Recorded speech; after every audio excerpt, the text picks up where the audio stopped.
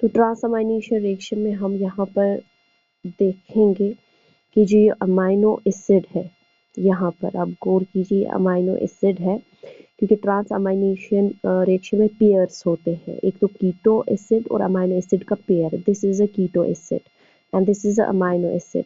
और amino acid का ये अमाइनो ग्रुप है यहाँ पर। यहाँ पर क्या होता है, ये अमाइनो एसिड जो है ये कीटो एसिड पे अटैच होता है at alpha carbon. Alpha carbon इसका ये वाला कार्बन है, दिस इज अ जो ये वाला है COO, ये कार्बोक्सिलिक एसिड है। तो ये ट्रांसफर यहाँ पर होगा तो हमें ग्लूटामेट बनेगा, यानी अल्फा कीटो ग्लूटामेट बनेगा, प्लस जो अमाइनो एसिड था जिसको हमने ये अमाइनो ग्रुप बाहर निकाला तो वो एक कीटो एसिड बनेगा। ये कार्बन स्ट्रक्चर होगा similar to amino acid but lacking amino group, इसमें अमाइनो ग्रुप नहीं प्रेजेंट होगा। तो ये ट्रांसअमाइनेशन रिएक्शन आपको ये समझ आया होगा। Then we have mechanism. इसका हमने देखा कि अमाइनो ग्रुप जो है जो ये इसमें इस रिएक्शन में जो एंजाइम जो इस्तेमाल होता है जिसको हम कहते हैं कि उसके लिए एक कोएंजाइम चाहिए PLP, जिसको हम कहते हैं पैराडॉक्सल 5 फॉस्फेट। ये अमाइनो ग्रुप डायरेक्टली ट्रांसफर नहीं होता है अल्फा कीटो ग्लूटारेट पे, बल्कि पहले जो PLP है उसके साथ ये अटैच हो जाता है, ये बनाता है पैराडॉक्सल अमाइन।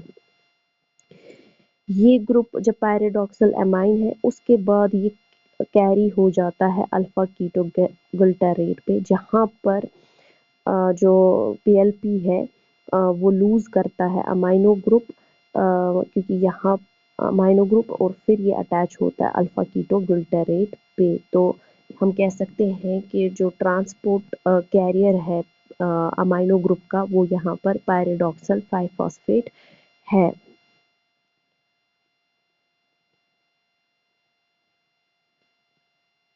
तो इस मैकेनिज्म में हमने देखा कि जो ये कोएंजाइम पैराडॉक्सल फॉस्फेट है, ये पैराडॉक्सामाइन फॉस्फेट बनता है जब इसको अमाइनो ग्रुप अटैच हो जाता है। फिर यही पैराडॉक्सामाइन फॉस्फेट है, ये अमाइनो ग्रुप कीटो एसिड जो alpha keto glutarate previous reaction में आप देखते हो उसके साथ अटैच हो जाता है और बनता है हमें ग्लूटामेट, एक नया अमाइनो एसिड। जो PLP पैराडॉक्सल 5 फॉस्फेट का अल्डिहाइड ग्रुप है वो एक अमाइनो एसिड के साथ अटैच्ड है, मगर किस वाले अमाइनो एसिड के साथ, जो लाइसिन है, और लाइसिन का अल्फा कार्बन नहीं बल्कि एप्सिलॉन कार्बन। जब हम लाइसिन का स्ट्रक्चर देखते हैं उसके पास अल्फा बीटा गामा और डेल्टा और एप्सिलॉन वाले कार्बन नंबर्स है। तो उस वाले जैसे कार्बन नंबर अल्फा है उसको हम कार्बन नंबर 1 कहते हैं, कार्बन नंबर बीटा जो है उसको कार्बन नंबर 2, ऐसे ही गामा 3 है कार्बन नंबर, ऐसे ही डेल्टा ये कार्बन नंबर 4 है, एप्सिलॉन ऐसे ही कार्बन नंबर 6 है लाइसिन के स्ट्रक्चर में। तो यहाँ पर ये स्किप बेस बनाता है, यानी जब PLP और अमाइनो ग्रुप जुड़ जाता है उसको हम स्किप बेस कहते हैं। फिर ये जब यही अमाइनो एसिड फिर बन जाता है, मतलब डिस्प्लेस करता है लाइसिन को, जो ये अमाइनो ग्रुप है हमने देखा PLP में ऑलरेडी जो साइट है जहाँ पर अमाइनो ग्रुप को बिंड करना है वहाँ पर लाइसिन होता है और अमाइनो ग्रुप लाइसिन को रिप्लेस कर देता है और खुद बैठ जाता है वहाँ पर, वहाँ पर खुद अटैच होता है, तब जाके वो एक PLP स्किप बेस बनाता है।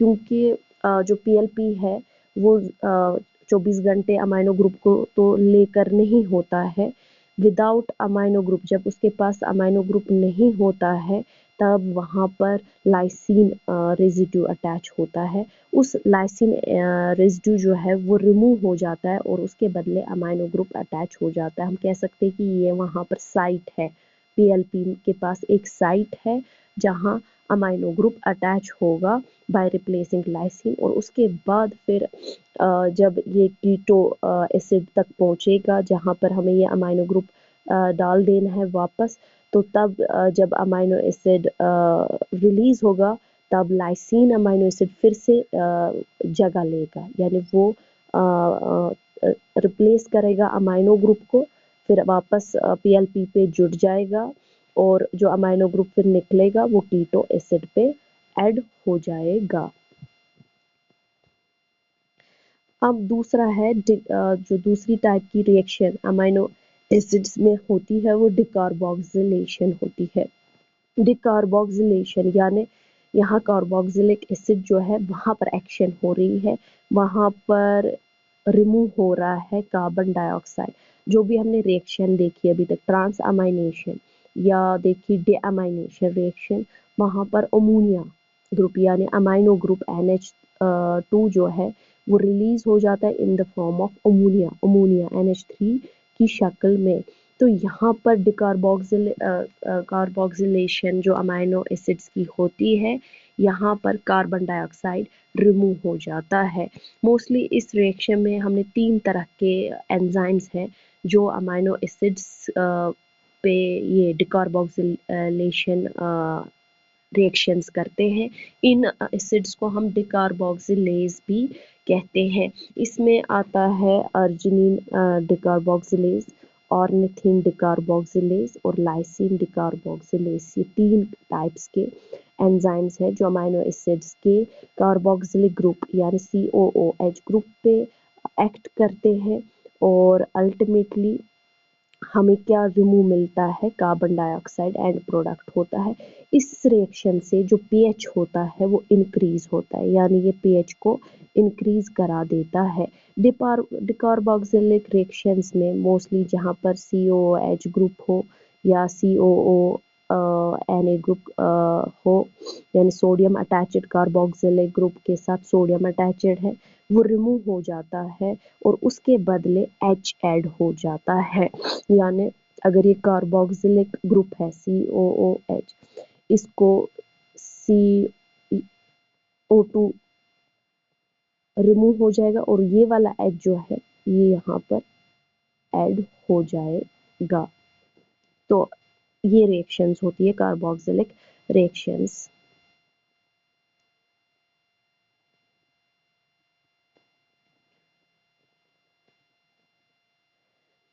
तो अगर यहाँ पर इस पे देखेंगे कैसे COO ग्रुप यहाँ पर रिएक्ट करता है, कार्बन डाइऑक्साइड की सूरत में निकलता है और हमें क्या फिर मिलता है वहाँ से एमाइन, क्योंकि H ऐड होता है, जो ऑलरेडी कार्बोक्सिलिक ग्रुप का H है उसके साथ H ऐड होगा तो वो अमाइनो ग्रुप बनाएगा। अल्टीमेटली हमें अमाइन मिलता है। तो जो अमाइंस होते हैं इनकी वजह से पीएच हाई हो जाता है। तो एंजाइम्स क्या है, डिकार्बोक्सिलेजेस, और इनका भी को एंजाइम सेम है पीएलपी। जैसे हमने ट्रांस अमाइनेशन रिएक्शंस में देखा, को एंजाइम ट्रांस अमाइनेज एंजाइम्स के लिए पीएलपी है, पायरिडॉक्सिल फॉस्फेट है। तो यहाँ पर को एंजाइम पायरिडॉक्सिल फॉस्फेट है, यानी वो जो ग्रुप है CO2 रिमूव जो करना है वो यही निकालता है, हेल्प करता है इसको, इसकी एक्टिवेशन, एंजाइम की एक्टिवेशन करने में, ताकि डिकार्बोक्सिलेशन अमाइनो एसिड्स के, इन सिंपल वर्ड्स में हम अगर देखेंगे, सिंपल वर्ड्स में ये उतना टफ नहीं है। ट्रांस अमाइनेशन में मतलब क्या होता है, पेयर्स होते हैं, एक कीटो एसिड उस पेयर में होता है और दूसरा अमाइनो एसिड होता है। जो अमाइनो एसिड है उससे अमाइनो ग्रुप मतलब क्लीव हो जाता है, ब्रेक हो जाता है और वो ऐड हो जाता है उसके दूसरे कीटो एसिड के साथ, ताकि नया अमाइनो एसिड बन जाए। डीअमाइनेशन में, इन शॉर्ट वर्ड्स में, डीअमाइनेशन में क्या होता है कि जो अमाइनो ग्रुप है वो किसी और पे नहीं अटैच होता है, बल्कि वो रिमूव हो जाता है in the form of ammonia. और अमाइनो एसिड है उसका जो अमाइनो ग्रुप है जब वो रिमूव हो जाएगा और लिबरेट हो जाएगा अमोनिया, तो वो देता है हमें keto acid. While as decarboxylation में वहां पर कार्बन डाइऑक्साइड का रिलीज होगा, तो ये 3 टाइप की रिएक्शंस है जो मेटाबॉलिज्म ऑफ अमाइनो एसिड्स में होता है, मतलब जितने भी अमाइनो एसिड्स हैं उनकी जो मेटाबॉलिक एक्टिविटीज़ होते हैं उसमें मोस्टली ये 3 टाइप की रिएक्शंस होती है। तो यहाँ पर और दिखाकर है कि डिकार्बोक्सिलेशन अमाइनो एसिड्स का किन किन का हुआ है। यहाँ अल्फा डिकार्बोक्सिलेशन यानी इसके भी फर्दर टाइप्स है। जो अल्फा डिकार्बोक्सिलेशन है यानी जो कार्बन नंबर अल्फा है उस पे हो जाती है।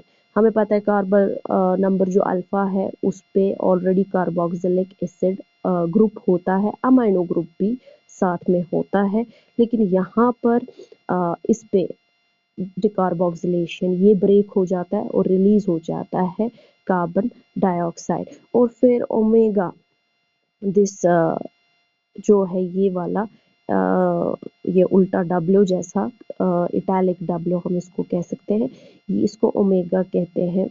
ये जो है ये इसकी जो कार्बन नंबर होता है लास्ट वाला जो आएगा alpha beta gamma epsilon delta rho जो भी आता है वहाँ पर इनकी ये डिकार्बोक्सिलेशन हो जाती है। और सिर्फ इतना ही नहीं, हमारे पास जो डिकार्बोक्सिलेशन होती है वो विद ट्रांस अमाइनेशन भी होती है, यानी अमाइनो एसिड्स पे साइमल्टेनियसली एक तो ट्रांस अमाइनेशन यानी ट्रांसफर ऑफ अमाइनो ग्रुप हो रहा है और साथ में लिबरेशन ऑफ कार्बन डाइऑक्साइड भी हो रहा है। यहाँ हम देख सकते हैं कैसे ये रिएक्शन प्रोसीड हो रही है। यहाँ पर जो ये अमाइनो ग्रुप था इस वाले ये कीटो पे आ गया, ये कीटो ग्रुप पे अटैच हुआ और साथ ही साथ में इस पे जो ये कार्बोक्सिलिक ग्रुप था वहाँ से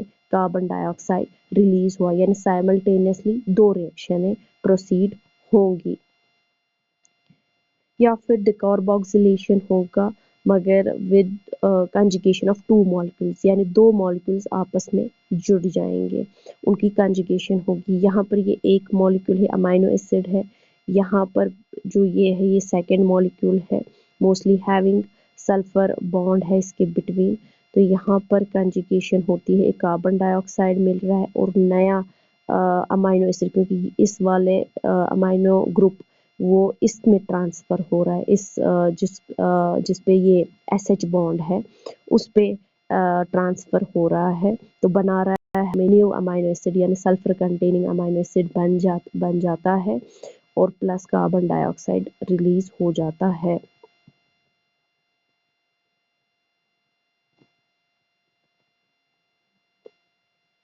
अब जो अमोनिया है, जो ट्रांस अमाइनेशन या ऑक्सीडेटिव डेअमाइनेशन वहाँ अल्टीमेटली अमोनिया जो रिलीज होता है उसका काम क्या है। हमने पहले ही पढ़ा कि अमोनिया जो रिलीज होता है वो यूरिया की सिंथेसिस करता है। सिर्फ यूरिया की सिंथेसिस नहीं करता है बल्कि नॉन एसेंशियल अमाइनो एसिड्स की भी सिंथेसिस करता है, क्योंकि अमोनिया जो है अगर NH3 को हम एक हाइड्रोजन बाहर निकालेंगे तो NH2 यानी अमाइनो ग्रुप हमें निकल जाएगा। जो अमाइनो ग्रुप जिस भी कंपाउंड पे ऐड होगा, अगर अल्फा कार्बन कंपाउंड पे ऐड होगा तो वो हमें अमाइनो एसिड बना देता है। तो essential amino acids, non essential जो हमारी डाइट में नहीं होते हैं वो हमारी बॉडी में अमोनिया से भी सिंथेसाइज होते हैं और प्यूरिन्स सिंथेसाइज होते हैं। We know about these purines, हमें पता है ये एडनिन ग्वानिन और synthesis of pyrimidines, cytosine, thymine, uracil, these are all जो ये कॉन्स्टिट्यूएंट्स है ये हमें DNA RNA में भी मिलते हैं। अब जो अमोनिया है ये in the form of gas state में नहीं निकलता, ये NH3 जो है इट्स अमोनिया, अमोनिया गैस की शक्ल में होता है, लेकिन बॉडी में हमें ये एक्ट कर किस सूरत में मिलता है, अमोनियम आयन जिसको NH4 पॉजिटिव होता है, like that NH4 and here is a positive. तो ये क्या मेंटेन करता है, इस अमोनियम आयन का काम क्या है, ये एसिड बेस बैलेंस हमारी बॉडी का मेंटेन करता है। अब इसकी टॉक्सिसिटी, क्योंकि अमोनिया टॉक्सिक है, इसीलिए हमारी बॉडी में ये फ्री नहीं घूमता। हमारी बॉडी में ये ग्लूटामीन की शक्ल में, ग्लूटामाइन की शक्ल में घूमता है, MINE है यहाँ पर। तो उसमें ये स्टोर्ड होता है और जब हमें ज़रूरत होती है अमोनिया की तो ग्लूटामाइन यूटिलाइज होता है और अमोनिया निकल जाता है और वो यूरिया साइकिल में चला जाता है फॉर सिंथेसिस ऑफ यूरिया। देखा गया है अगर इनकी जो ब्लड कंसंट्रेशन एलिवेटेड यानी हाई होती है, नॉर्मल प्लाज्मा में अगर हम देखते हैं कि अमोनिया लेवल जो होती है वो 10 to 20 mg पर DL होती है, 10 to 20 mg पर DL। इसके मतलब ये नॉर्मल रेंज है प्लाज्मा यूरिन में जो अमोनिया की प्रेजेंस, अमोनियम आयन की प्रेजेंस हम कह सकते हैं वो होती है। अगर इसके एबो ये एलिवेट हाई होगा, ये हार्मफुल है हमारे ब्रेन को, ये डैमेज कर सकता है। इससे स्लूरिंग ऑफ स्पीच यानी जो कुछ लोग मतलब हमारी जुबान जो है वो अटक जाएगी बीच बीच में, ब्लरिंग ऑफ विजन, हम साफ हमें दिखेगा नहीं। और इसकी इस जो अगर ये टॉक्सिसिटी किसी पेशेंट में होती है, अमोनिया पॉइजनिंग होती है, तो हम उसको सोडियम बेंजोएट इंटरवीनसली जो वेन्स थ्रू एडमिनिस्टर करते हैं और फिनाइल एसीटेट एडमिनिस्टर करते हैं ताकि जो ये अमोनिया एक्सेस है इस पेशेंट के ब्लड में वो रिमूव हो जाए। ये अमोनिया किन पेशेंट्स में एक्सेस होता है? मोस्टली जिनका किडनी फेलियर होता है, क्योंकि हम देखते हैं ये जो अमोनिया बनता है ये टॉक्सिसिटी की वजह से, इसलिए लिवर में यूरिया बनने के लिए जाता है, क्योंकि यूरिया जो होता है वो हार्मलेस है टू बॉडी, वो मतलब हार्म बॉडी सेल्स को या डैमेज नहीं पहुंचाता। फिर यही यूरिया फिर किडनीज में चला जाता है और उनकी क्या हम कह सकते हैं यूरिन में ये एज अ वेस्ट हो जाता है। तो अब होता क्या है, यानी जिसकी किडनी फेलियर है यूरिया साइकिल पे असर नहीं पड़ेगा क्योंकि यूरिया साइकिल लिवर सेल्स में होता है। अब किडनी फेल हो गया तो जो यूरिया है वो फिल्टर नहीं हो पाता है किडनी में, वो ब्लड में रहेगा, वो वेस्ट प्रोडक्ट ब्लड में रहेगा। जब वो ब्लड में रहेगा तो क्या होता है, यूरिया वापस ब्रेक हो जाता है। जो यूरिया है वो ब्रेक हो जाता है विद द हेल्प ऑफ एक एंजाइम है यूरेज। मगर ये जो यूरेज एंजाइम है ये ह्यूमंस में अपना एंजाइम नहीं है। जो ह्यूमन गट, जो हमारा जो इंटेस्टाइन है, एलिमेंट्री कैनाल है, वहाँ पर जलशानु जल जिक्र वहाँ ये होता है, मतलब बैक्टीरिया होता है। मैं यही एंड करूंगी आज। यहाँ पर ये बैक्टीरिया होता है तो वहाँ पर क्या होता है, वो जो बैक्टीरिया है वो रिलीज करता है एक सब्सटेंस जिसको हम यूरेज कहते हैं। वो लेकिन एक्ट करता है एज अ एंजाइम। वो जो एक्सेस यूरिया अब है ब्लड में और अब ये जब एक्सेस प्रेजेंट है तो क्या होता है, ये इंटेस्टाइन्स में एंटर हो जाता है जहाँ एब्जॉर्प्शन होती है और वहाँ पर क्या होता है, ये यूरेज एंजाइम जो है वो इसको ब्रेक करता है, वापस क्या बन जाता है, अमोनिया। और इन पेशेंट्स को जिनकी किडनी फेलियर हुई है उनको फिर अमोनिया रिलीज हो जाता है, इससे अमोनिया टॉक्सिसिटी होती है। तो इसीलिए उनको देना पड़ता है नियोमाइसिन, उनको देते हैं ऑरल टेबलेट्स, ताकि जो ये गट में ये बैक्टीरिया है जो यूरेज प्रोड्यूस कर पाता है वो मर जाए। वो किल होगा तो यूरेज नहीं मिलेगा। अगर एक्सेस यूरिया उनके ब्लड में प्रेजेंट है तो वो कन्वर्ट नहीं होगा वापस अमोनिया में। तो अगर अब जिनको मतलब फेलियर हो जाता है, मतलब जो ये मतलब उनके गट में ये बैक्टीरिया स्टिल सर्वाइव कर पाता है, नियोमाइसिन एक्ट नहीं कर पाता, एंटीबायोटिक रेजिस्टेंस होती है, तो उनके ब्लड में ये अमोनिया इंक्रीज होता है। इसको निकालने के लिए हमें सोडियम बेंजोएट और फिनाइल एसीटेट की हेल्प करनी पड़ती है और अदरवाइज जो डायलिसिस प्रोसेस है वहां से ये यूरिया उनकी बॉडी से रिमूव हो जाता है।